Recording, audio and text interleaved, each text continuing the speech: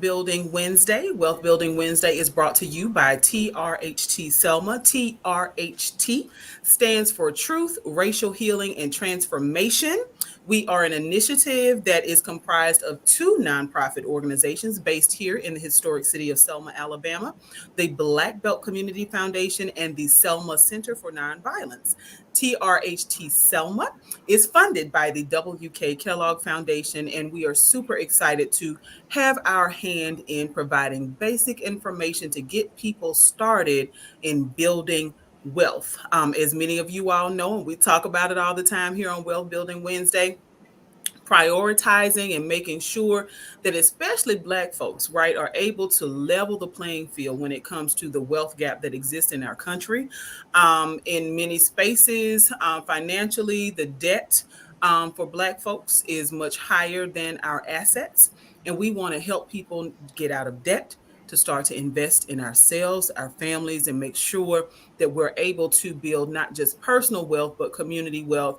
And a part of that is making sure that we lay a strong foundation. And so, as we have shifted from a focus on small business ownership and entrepreneurship, we are excited to welcome back a wonderful, wonderful guest, Miss Sandy Hesley from Lifelines Counseling, located in Mobile, Alabama, but serving the entire state of Alabama as well as the Florida Panhandle. So, we are super excited to say good morning to you.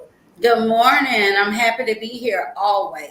Yes, and we are always excited to have you here offering such a wealth of information. So tell a friend to tell a friend, y'all. TRHT Selma is here to stay. Wealth Building Wednesday is here to stay. We are excited about all the great information we have been able to offer thus far and looking super, super, super forward to offering even more. And so starting off, we'd like to jump on into the conversation. We only have 30 minutes to share the word. Look. So, Miss Sandy, first of all, I want to say I know that we were talking beforehand. A happy belated Mother's Day to you, and hope Thank that you you. had a wonderful weekend. I did. I did. My son and my brother, they did an awesome job for the women in our family. So we really enjoyed ourselves. That is wonderful. That is so, so great. So, about this thing called personal finance, right? And I kind of alluded to it in the intro just now, and us talking about the foundation that we really need to lay. So, like in the first quarter of the year, we focus primarily on small businesses and entrepreneurship, startups, if you will. And so now we're moving into conversations about our personal financial fitness, and wanted to just really lay some building blocks, if you will, some the cornerstones to strong financial fitness. So, like, what do you consider some of the cornerstones or some of the building blocks to establishing a strong personal financial plan? Um, for me, you need to first off take a look at your financial situation. Okay.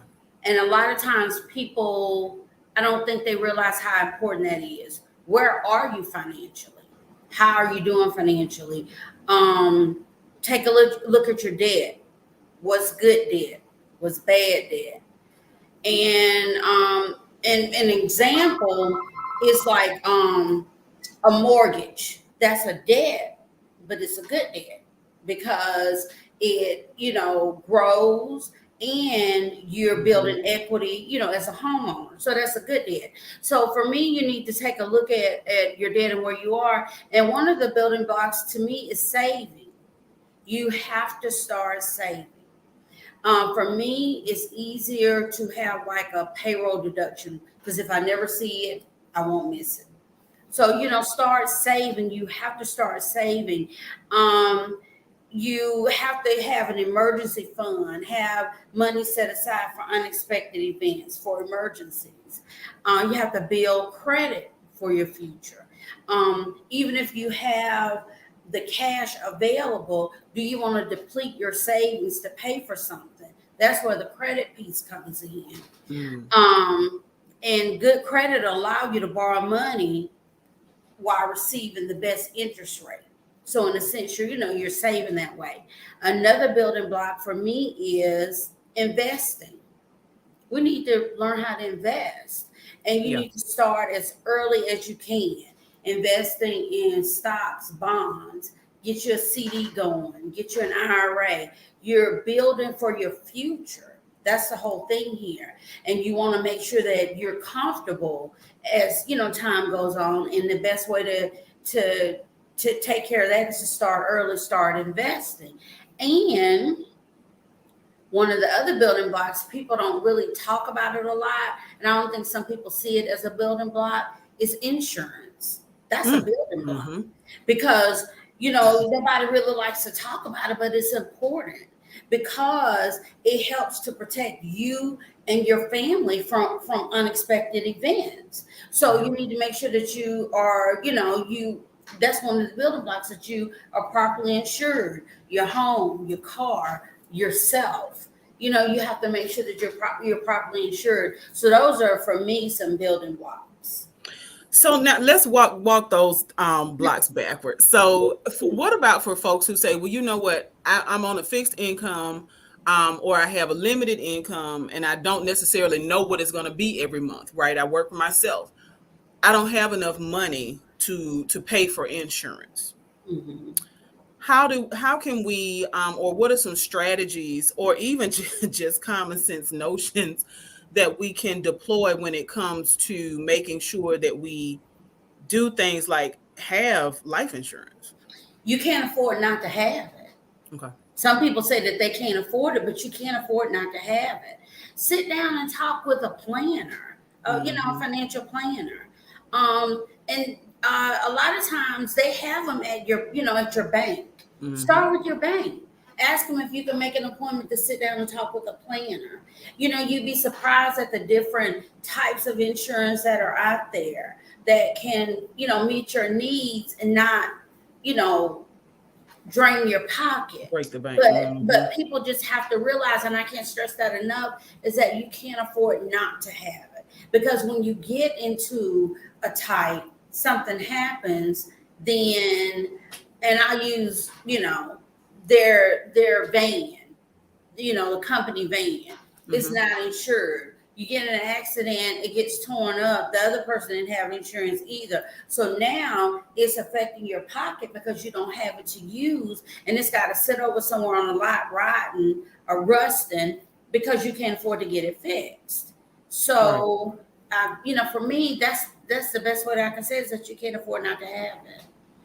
Well, and I want to also encourage folks to consider your priorities, right? And when we think, and we're going to get to spending plans, but when we think about, if we want to know what a company or a city or a school district cares about when it comes to whatever you can see it indicated in their budget, right? Or Mm-hmm. their spending plan. Yeah, How are they spending the dollars? yeah, So if we're investing, if you will, more money in shoes and clothes and hair and um nails.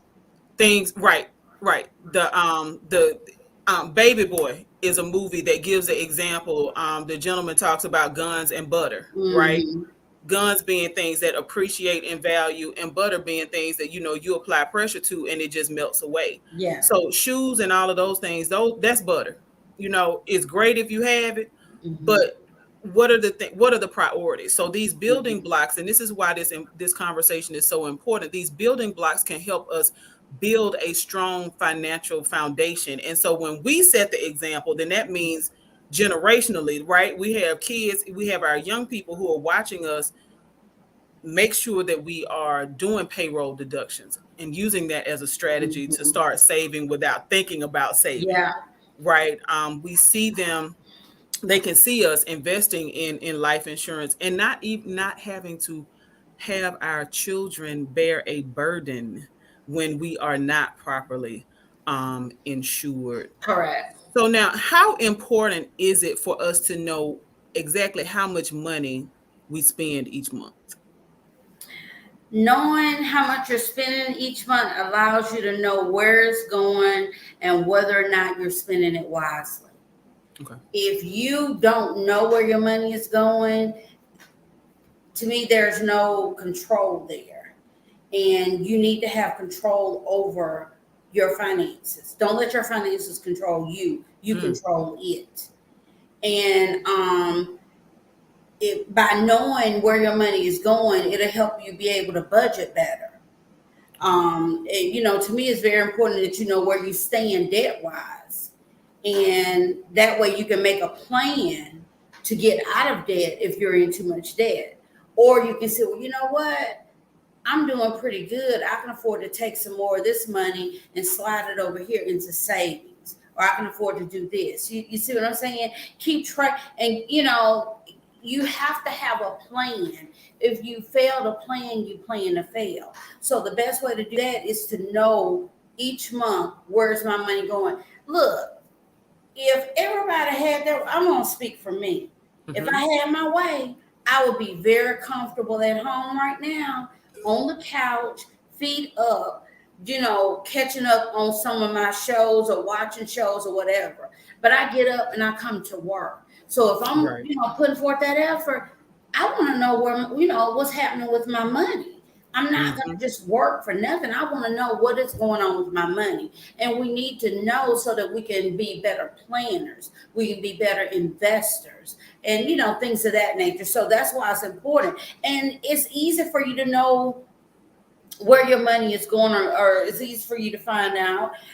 Make sure, like with any kind of debts that you have, you're reviewing your monthly statements, making Okay. sure that that payment that you made went in, making sure that your balance is where it should be, and then look at the interest rate because you might think, I thought my interest rate was 9.99. That was promotional. So now it Mm-hmm. jumped up to 21. So we need to do something about that, to put you on alert. Look at your bank statements. See where your money is going. With most banks, you can go in and set, I want to say alarms, but you can set, I know like with regions, you could go in and put a cap on spending food. And once Mm-hmm. you reach that cap, it will send you an alert. So you can look at your monthly statement to see where your money is going. And then for those computer geeks, build your chart, set up your chart on the computer and plug your Mm-hmm. numbers in and review it monthly to see where you are. You know what? I'm so glad that you're talking about the tools that we can use, including things like Excel, like you said, those of us who want to get on the computer and create spreadsheets, even if it means sitting down at your kitchen table, Yeah. right? Think about what grandmama and granddaddy used to do. Mhm. Sitting down at your kitchen table and just having a notebook and writing down, this is what we pay every month for mortgage or rent. This is what I Mhm. pay every month for food, like you said, assigning yourself, because there are some folks in our community who, instead of building the relationship with the bank and allowing their direct deposits to remain there, they actually are withdrawing the cash like the next Yeah. day and using cash to pay bills. Yeah. Now that does two things, and we've talked about one of them, around making sure that we're, one, building a relationship with the bank, because when you leave the money in the bank, you build a relationship with them and they have some things to go on, especially if you're going to try to apply for a mortgage. Look, Yeah. um but then two, credit. If you're paying for everything in cash, it may be harder to trace payments, because there's just not this digital There's no trail. audit trail. Yeah. Hmm. Yeah. So how? Whew, wow. Because this can really get deep, y'all. Because this is a transition for a lot of folks, but Hmm. it's going to make a difference when it comes to our financial futures. So, like, what about overall debt? Because when we consider not just rent and mortgage and things like that, but like our overall debt and how that impacts our ability, like our spending and buying power, like what does debt do for us, and knowing how much we owe, and considering, may have more debt than assets, what does that do for us when it comes to our spending or buying power? It should cause you pause. It should cause you pause. That's Okay. what it should do. Because what when you have like more debt than X and then assets, it Mm. causes you to have what we call a negative net worth, and you don't want that because in all your net worth is what's owned minus what's owed, and you don't want to be negative. You want to be in the positive. Mhm. So, and another good example is sometimes you buy a car, you say I'm upside down. I owe more than the Mhm. car's worth. And you never want to be in that position. Never want to be in that position. So, when you find yourself in that position, the best thing for you to do is to reevaluate your debt and again sit down. Okay, look at what we have and look at paying off some of this debt, getting rid of some of this debt.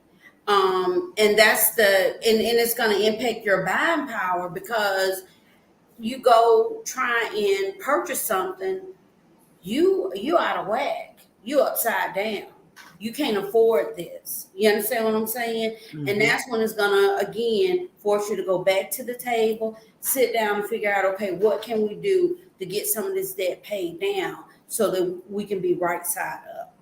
Does that answer your question? It does. So what are some strategies that we can use to kind of get that under control? Because if we and I put in the chat in the comments and please if you're watching, you all please make sure that if you have any questions during this conversation, please feel free to post your questions. Because this is an engaging process, right? We want people to be able to pour into this conversation that we're having just as we're pouring into them. So please feel free to ask your questions. But wanted to just kind of wrap back around. I did put in the comments your net worth is what we own, being what we owe being deducted from what we own, Correct. right? Mm-hmm. So when we consider that number, and the fact is that a negative net worth is actually why the wealth gap appears so large in the United States, is because the people who are the most wealthy don't have a whole lot of debt load. And for Black folks, we take on a lot of debt, y'all, and let's look, call a spade a spade. A lot of times we're taking on debt because we're comparing ourselves. We're Mm-hmm. looking on social media. We are looking at church. We're driving down the street and we see neighbors and family members, and we're purchasing things, right, and taking on a tremendous amount of debt, but don't own a whole lot of stuff, Mm-hmm. right? And so Mm-hmm. when we do that, we create that negative net worth. So you may be earning $100,000 a year, but if you're spending out Mm-hmm. 122, eventually that's gonna catch up, right? Mm-hmm. Because you can put it on your credit card for only for but so long, because you got to Mm-hmm. keep up with that payment. Like you said, that 9% was an introductory, Mm-hmm. right? So now it's up to 21%, and you basically will never pay it off. So like when we owe more than we earn, what are some strategies that we can use to kind of help turn the tide on that? I mean, it just it's going to involve you if you're married, you and your partner having a conversation. Y'all need to Mhm. come to the table. This is Mhm. where we are, but this is where we want to be. Write the vision and make it plain. And All then what right. Jeremiah said. So you got somewhere you want to be, but how are you going to get there if you don't sit down and because I'm a visual person, I want Mhm. to write down, okay, my goals, my aspirations, but I got to have a plan to get there. So Mhm. here we are, we're in our starter house, but we want to get that forever home. So how do we get there? So you're gonna have to sit down. You're gonna have to have a conversation about how you're spending. Look at your spending. Look at your spending habits. How are you spending? Are you impulsive? Look around. Is this stuff we bought? Is it stuff that we really needed or that we wanted? And the Mhm. thing of it is that you got to realize that to get what you want, a lot of times comes with sacrifice. So you're going to have to make some sacrifices. If you really want it, you're going to have to make some sacrifices. And a lot of times that's not what we want to do. A lot of times we came up, we didn't have much. We see it over there. It's within my grasp. I'm going to get it. But sometimes you need to wait. Now's not the Hmm. time. You need to wait. You'll be able to get it, and then you'll be able to get a better version of it if you just wait a little longer. So Yeah. it boils down to the individual sitting down and deciding and mapping out where they are, where they want to be, and coming up with a plan to get there. And a lot of times, all it's going to take is just flat out self control. Mm. Self control. And when you get ready to make a purchase, do I really need? Is this a need or is this a want? You understand what I'm saying? And Hmm. then you'll be able to move accordingly. So not trying to talk all around and all that, but look at your situation, look at paying down debt, and then you know what? It might come to a point where you might have to get a second job to supplement your income in order to get Mm. out of this debt and to get to where you're trying to get. Sometimes you have to in order to get your finances under control and get things in order. I've known several people that had to take on a second job so that they could use those funds to try and pay down debt and get their finances back under control. So I know I was talking around and around, but No, but you are dropping gems, and this is truly what we set out to do with Wealth Building Wednesday, is to drop those nuggets, right? So that mm-hmm, as we're having these conversations, it's causing people to, like you said, take pause, to think mm-hmm, about, well, like, what are my spending habits? Am I investing? Am I buying groceries and going to restaurants every day, right? mm-hmm. And ending up throwing away hundreds of dollars of food. So now when it comes to, and we talked about debt, like the impact that our credit has on our financial future. I've heard plenty of folks say credit is king. How true is that, and how does our credit impact our financial future? I mean, credit scores play a huge role in your financial life. It's no way to get around it. And and what they really do is they help lenders decide whether or not they need to take a risk on you. Hmm. Okay. And your score can mean this loan is approved or it's denied. And it is a factor in how much, if it is approved, how much interest am I going to pay on this debt? So, which can make a debt more or less expensive. So, it's really just that simple. You know, credit plays a huge part in your financial future. There's no way to get around it. A lot of people like to think, oh, I'll just pay cash. You can only pay cash for everything for so long. And Hmm. then eventually you're going to have to get some credit some way. So, how you handle your credit determines your financial future. If you So handle it good, you're going to have access to the good rates, good terms, and all of that. If you handle it poorly, the other way. So I quickly want to go back to something you just said about these interest rates and long term, because I don't know that a lot of folks, because I didn't know it. I went through a class a while back, and she actually, the young lady had some charts and showed the exact same car, right? And what somebody with good credit, which is I Mm-hmm. think a score, I think it actually depends on the lender, how that actually ends up working out. Yeah. But how the difference between the monthly payment for the exact same car, but because of the credit score, there was like a $200 to $300 per month difference. Yes, If it ma'am. had just been like a $200 difference per month, you're talking about $2,400 per year. Yes, ma'am. What can we do with $2,000, right? So Yeah. when she talks about the difference in what you end up paying because of a credit score, it really can matter.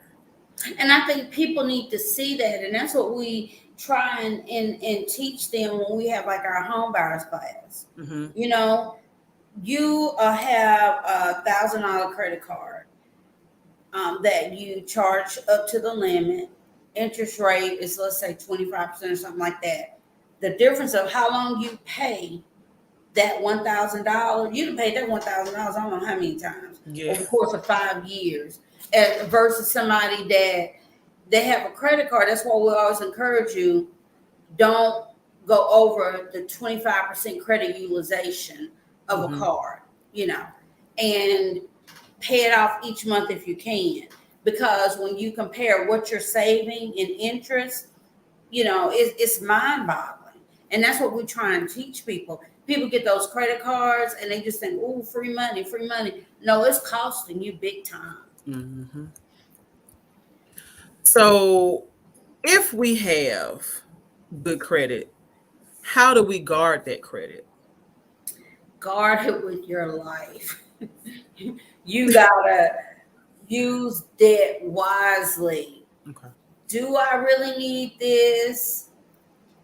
Is this a need, a necessity, or is this a want? And even if it's a want, I'm gonna give you some grace. Okay?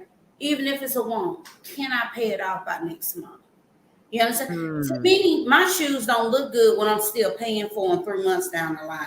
They just don't look good to me. Right. So I don't want to be paying my shoes for no 3, 4 months, on a pair of shoes. So my point is, you have to use your credit wisely and guard it. Pay your bills on time. Pay all your bills on time. Pay them as agreed on time. Pay more than the minimum if you can, and guard your credit. Don't be so quick to go co-sign for nobody. That's a whole nother issue. Oh, But jeez. Yeah. no, Yeah. don't be so quick, but guard it. But that's the whole thing, and it's really simple. Pay your debt on time, pay them as agreed, and you'll be fine. And I really listen, y'all. I know for some of us, because of how we have been taught to use money, not that it's a tool, but that we should, look, I have a friend of mine who says, look, sometimes it seems like we're allergic to it, like we just want to get rid of it. Because as Mhm, soon as we get something, we want to put it in the street. But y'all, we've got to learn how to make sure that we're not just throwing the money out to purchase, again, the butter of life, that we're mhm, actually accumulating and not hoarding money, but putting the money to work, mhm. right? Because saving is an approach, but then there's also saving with a goal, right? Yeah. And putting that money to work. When you purchase a home, that's putting that money to work. When you invest in the stock market, that's putting that money to work. Mhm, Now, it's not an overnight, right, payday, if you will, but it's putting the money to work. So now, mhm. what about those of us who may have average or bad credit? So like, what does that mean, and what are some, like, the very basic things that we can do? And I know we only have a few minutes left, but some very basic things we can do, like today, to start turning the tide on a low credit score. And I like to try and use credit challenged. Okay. Let's not Okay. say it's not, bad, bad. Bad credit, right? Let's say challenged. Okay. The best way to handle it is to focus on what you already have. A lot of people think, oh, my credit is jacked. I'm just gonna go out and get me another credit card or get me a card. No, the best. A lot of times, focusing on what you already have so that you can rectify or fix. Okay, and meaning if you have charge-offs, collections, reach out to those merchants or those creditors. Say, hey, can we make an agreement to pay this debt, and if I pay it, will you delete it? We call it pay it and delete. Get that Okay. off your credit. You are behind, get your debt caught up. You know what I'm saying? And then get on the right track of paying that debt on time. Now, it might come a time where you need to get a secured card to help start rebuilding because you had just mainly collections and you have no credit. Then go to your local bank and see about getting a secured credit card to try and help start rebuilding your credit. But the important thing is to focus on what you already have in your credit. Don't ignore it. Don't act like it's going to go anywhere. Address it. Get with the creditors, make arrangements, and ask them if they'll delete it once you pay it off, Okay. and get your stuff caught up. Well, listen, let's start with that today. Let's figure out what we owe, y'all. If you are experiencing a challenge with your credit, okay, to use Miss Hesley's wording, if you're experiencing a challenge with your credit, start today and focus on what you need to fix today. Mhm. Accumulating more debt is not going to increase your wealth, y'all. Mm-mm. We got to stop competing with each other and see each other as a network, right? To establish stronger net worth. Mhm. And that's what Wealth Building Wednesday is all about. If you have any questions, y'all, please continue to comment. We do go back and check these messages. You can also message either the Selma Center for Nonviolence or the Black Belt Community Foundation. If you have any topics or guests that you would like to suggest, we are looking forward to continuing to share with you each and every Wednesday on Wealth Building Wednesday. We broadcast live on Facebook and on YouTube, 10 until 10:30 a.m. Central Standard Time. And the audio is rebroadcast on our media partner WBFZ 105.3 at 1:30 Central Standard Time. So we always look forward to having you all join us. We thank you all for tuning in and look forward to seeing you on the next Wealth Building Wednesday. Y'all have a good day. Thank you.